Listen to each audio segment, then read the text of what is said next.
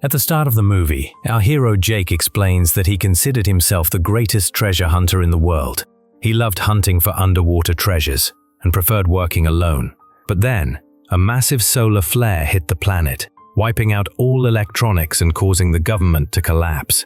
As a result, the warlords took over the world. 6 years after the solar flare disaster, Jake is still hunting for treasures. In London, England, he arrives at an old neighborhood and spends some time looking around. Then he goes into a hotel and climbs the stairs to the top floor. There, he carefully checks a large bookshelf and discovers a hidden door behind it. To get into the secret room, Jake quickly sets up small explosives to blast open the steel door. Inside, he finds a safe that needs a password to unlock. To crack the code, he checks the keypad for fingerprints and jots down the letters in his notebook until he guesses the right password. After opening the safe, he finds a collection of music records. He selects the record that corresponds to the password and plays it. The music triggers a second hidden safe to open, and inside, Jake finds a valuable violin. Right then, a group of thugs dressed in police uniforms bursts into the room and demands the violin. Jake refuses and warns them he'll shoot if they come closer, but they attack.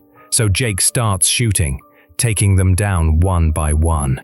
When he runs out of bullets, he throws a knife, taking down one of them. The leader grabs the knife, but Jake activates a hidden explosive within it, killing the leader as well. Right after the fight, Jake goes to a massive mansion guarded by dangerous people. He hands the violin to the warlord's assistant, who informs him that King August has another job for him.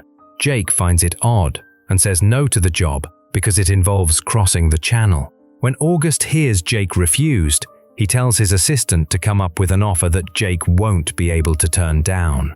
After that, Jake returns to his home.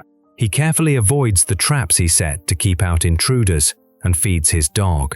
Then, he checks the supplies he got as payment for the violin job, including a record, which he plays while having a drink. As he falls asleep, he dreams of sailing around the world on a shiny new boat. The next morning, Jake is woken up by a sound. He steps outside and sees a soldier stuck in one of his traps. The soldier tells him that King wants to meet him, so Jake leaves the area without freeing the soldier and goes to a warehouse where August is waiting, surrounded by armed guards. August explains that he's hired lots of people, but nobody can find things as well as Jake can. Jake still isn't interested, but August grabs his attention by revealing the reward, a brand new boat. Then he tells that the mission is to find the Mona Lisa, which is likely hidden in a secret storage facility. He also promises to provide Jake with all the supplies and food he needs. Convinced by the offer, Jake agrees to take the job.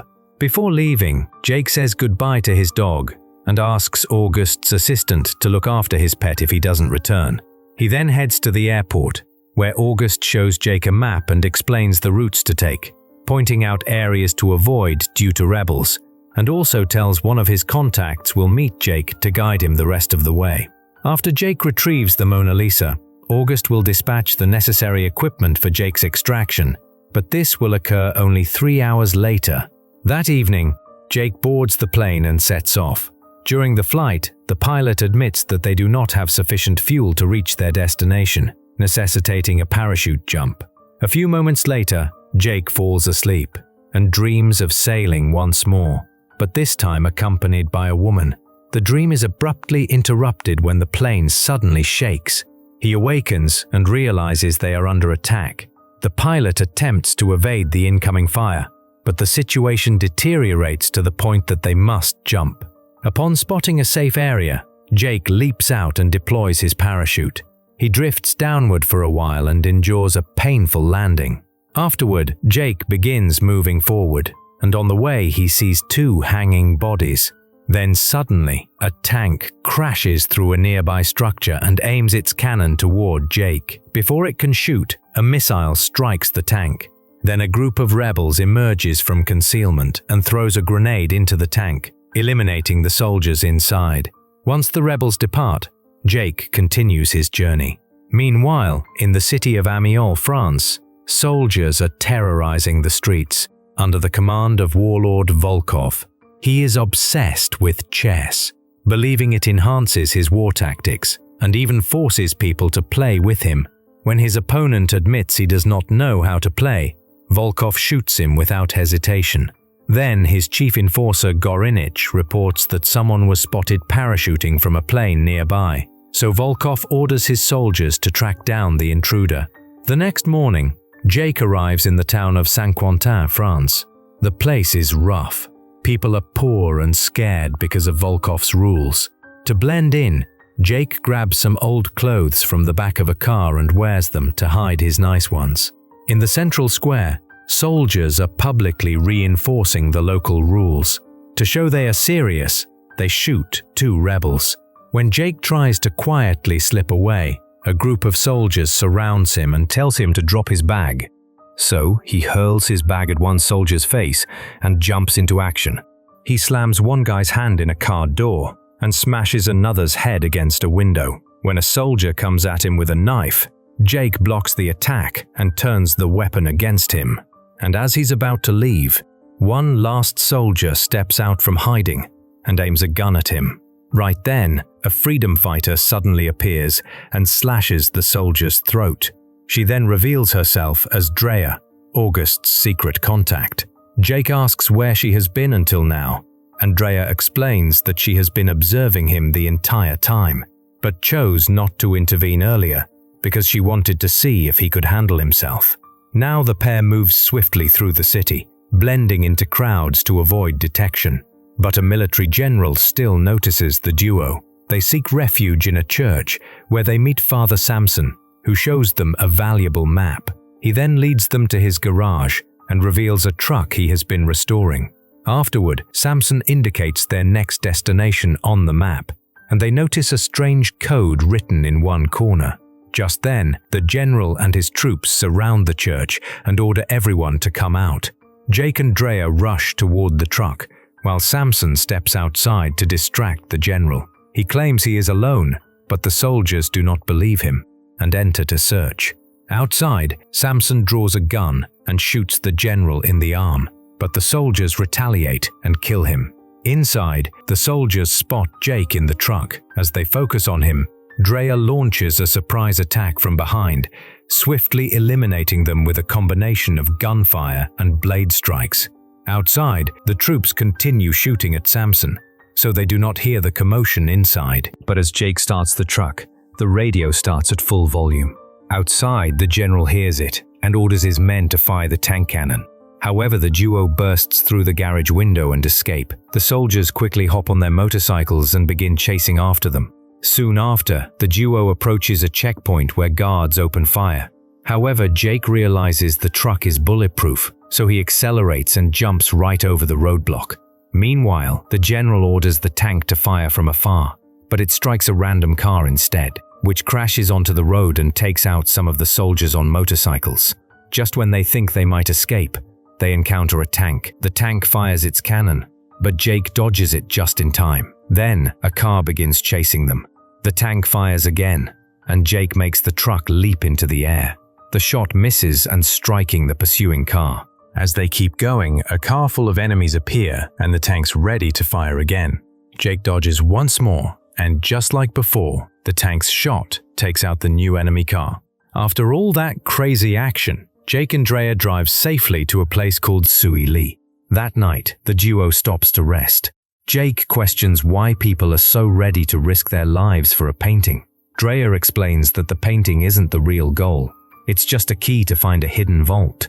Volkov is also searching for it. The vault is filled with supplies, such as food and weapons, that the rebels could use to fight. The next day, the duo continue their journey, while Volkov arrives in Saint-Quentin by train. There, his general tries to impress him by saying only 2 rebels beat their entire team, and that he killed the priest. But Volkov's enforcer kills the general on the spot. Meanwhile, the duo arrives in Souilly and approaches a building where they believe the vault is hidden.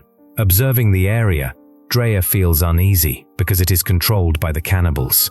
So they rush into the building and notice blood on the walls.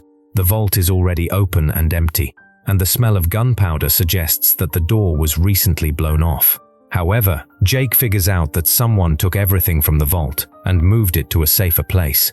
The duo continues searching the building and reaches the main office, where they look for clues. And Jake finds a hidden notebook behind a fake wall in a cabinet. Drea reads it and gets Vault's coordinates, but Jake is skeptical. He thinks the people guarding the treasure wouldn't leave the real location so easily. So he uses the code from the map to decipher the true location of the vault. Right then, the cannibals burst into the building. Drea urges Jake to leave, but he persists until he deciphers the name Simserhof. Drea explains that Simserhof is a fort and locates it on the map. With the cannibals charging up the stairs, Jake and Drea escape by climbing out a window. Before leaving, Jake sets a grenade as a trap, so when the cannibals open the door, the explosion eliminates them. In the truck, Drea contacts the rebels, instructing them to meet at Simserhof. Meanwhile, Volkov's train arrives in Suyi, where he notices tire marks left by the truck. In the office, Goranich finds the notebook with the coordinates, but Volkov is not deceived. Instead, he uses UV light to detect fingerprints on the map and orders his forces to head towards Simserhof. Soon, the duo arrive at Simserhof. When they reach the main building, Jake feels uneasy because there are no security guards. Inside, they notice some machines are still operating, and Jake guesses they're powered by solar panels. After studying the blueprints, Jake made a plan to crawl through an air duct to reach the vault. So, Jake hurries to the top floor, where he finds some rope. He ties it to a valve and climbs down the air duct. Soon he reaches the bottom and checks the duct, only to find it flooded. So, he takes a deep breath and dives in, swimming fast. When he reaches the hatch, it's locked and he begins to panic.